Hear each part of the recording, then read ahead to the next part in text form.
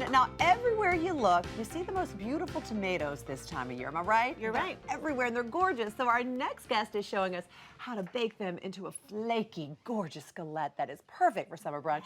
Please welcome to our home, Leigh Ann Chatagnier. Welcome, Leigh Ann. Thank you. I mean, you just look like summer. Oh, well, I try. I mean, this dress is so beautiful. Waiting patiently at the counter are Cameron, Paigey, and LZ. These galettes are really gorgeous. Thank They you. are so beautiful. And they begin with the perfect pie dough. Now, you say you don't have to sit in the kitchen all day trying to make a pie dough, right? I'm making it easy on you. You can buy store-bought pie dough. Okay, Yeah.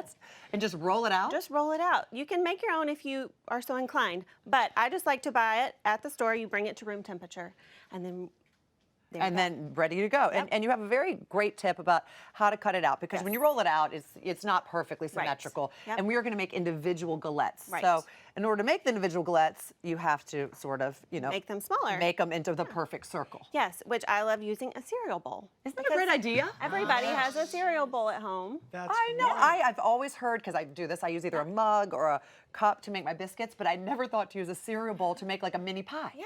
I like the size of your cereal bowls too. I mean, that's the kind of cereal bowl I like to eat. Look at that. This has to be the size of your cereal That's bowl. great. That's great. And then it comes down to the gorgeous tomatoes that Yes. we have right now that The are so star. in season, and they're so sweet. And there's something that we have to do that's very important before we actually start to pile them Correct. on the dough. We are going to sprinkle them with a little bit of salt, and you're going to leave them at room temperature for about 10 minutes. Okay. That's going to release that excess moisture and Okay. prevent you from getting a soggy pie crust. Okay, because is we're what we not don't par want. baking this at all. So you know what, I'm going to go ahead and do that for us. Yep. Do you put any pepper?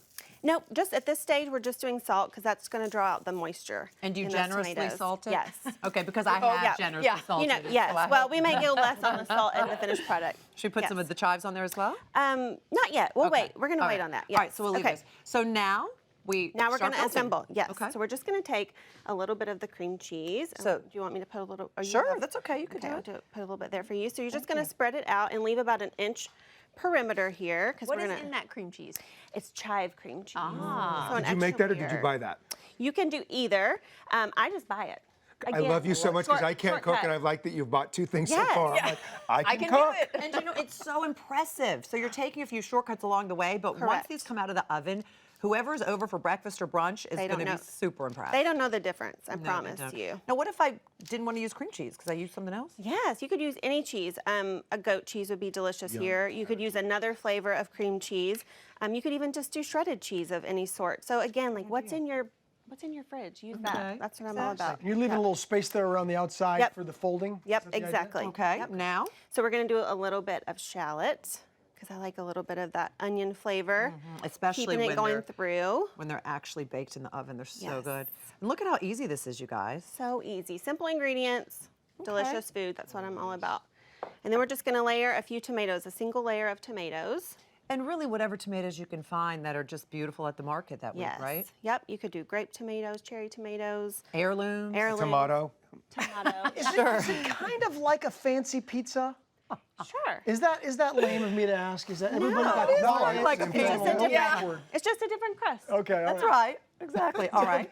So seasoning with salt and pepper here. Because that's what Cameron said to me yesterday when he said, well, I mean, what do you mean you're making a tomato galette? Isn't that a pizza? And I was like, yeah, I guess. I mean, it's just a different crust. Not really. It's a fancy one. Cream, yeah. Yeah, Fancy fancy. one. It's a exactly. fancy Yes. one. If Very you want to impress your guests, right? Okay, so a little bit of pepper.